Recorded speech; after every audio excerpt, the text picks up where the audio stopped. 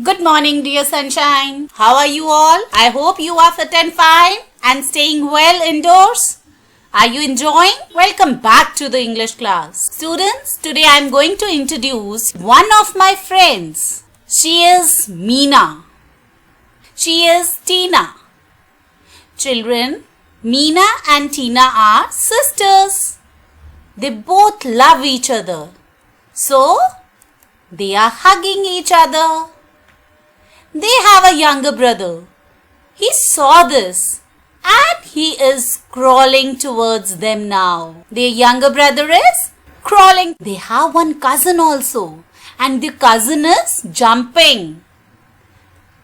All three are dancing now. Happy family! You must be wondering why we have used these different kinds of sentences. At some places we have used is and at some places we have used are. Children, today we are going to do Unit 15, Agreement of Verb with Subject. Kids, remember one thing. When your subject changes, your verb also changes. Let's find out how. But before that, in this chapter, you are going to learn where to use is, am, are, where to use was, were, and where to use has, have. Let's move to is, am, are first of all. Is, am, are used when we are talking about the actions happening now. That means something which is going in the present. We use am when the subject is I. For example, I am 6 years old. When our subject is singular, we use is. For example, Suman is 6 years old. Now Suman is singular, so we have used is here. Similarly, when the subject is plural or you, we use are. For example, Suman and her friend. Now they have become plural. One Suman and one her friend. They have become two now. Suman and her friend are 6 years old. So children, let's learn more about them through few examples. Fill in the blanks using is, am, are. Our first sentence is, you dash late today. Now I have already told you when the subject is you, we always add are. Very good, you are late today. Our next sentence is, my father dash reading a newspaper. My father is a singular subject, so we'll use is here. Next sentence, I dash going to the market. You know when the subject is I, we use am with it. Next, a bird dash in the nest. A bird is singular subject, so we'll add is here. The mangoes in the basket dash sweet. Now children, look carefully. We are talking about the mangoes, not the basket. What is sweet? The mangoes. So the mangoes are plural. Fine? So we'll add are here. Last sentence is, it dash getting dark outside. It is singular, you all know, so we'll add is here. It's getting dark outside. Let's move to new type of verbs. They are was and were. Was and were are used for past actions. Whenever we talk about the actions that have already been completed, we use was or were. Let's find more about was and were. When the subject is singular or I, we use was. For example, I was happy yesterday. My mother was cooking food. Here the subject is I, so we have used was, and my mother singular subject, so again we have used was with it.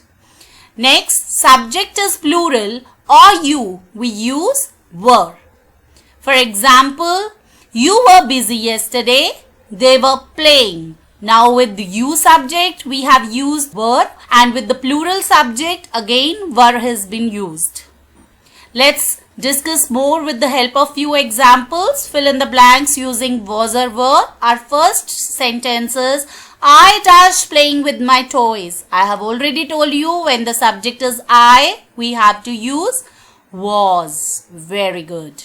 Next sentence, you dash absent yesterday. When you is the subject, we use were. Next, those dogs. Now those dogs are plural, so we'll add were here. Those dogs were hurt. Next sentence, I and my brother dash sat yesterday. Now I and my brother, the subject has become plural. There are two persons. One is I and another is my brother. So they are plural. So we'll use were here. Next, my brother dash not well. My brother is a singular subject. So we'll use was here. And the last sentence is the hands of the clock dash broken. My dear children, we are talking about the hands, plural. Not about the clock. We are talking about the hands of the clock. That means hands are plural. So we'll use were here.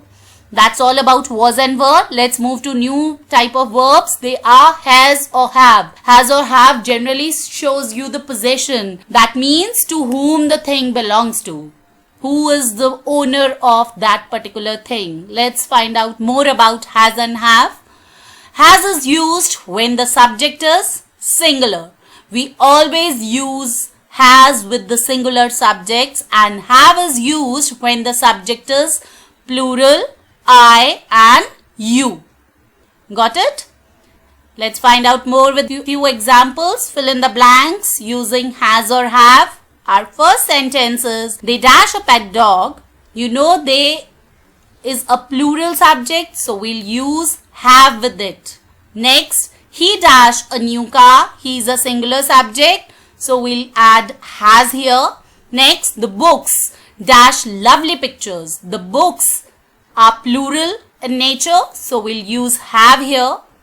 I dash many books. When I is the subject, we always use have. The elephant dash long ears. The elephant is a singular subject, so we'll add has here. And the last one is you dash short hair. With you, we always use have, so we'll add have here. Children, always remember few things. When your subject is I, use am, was and have.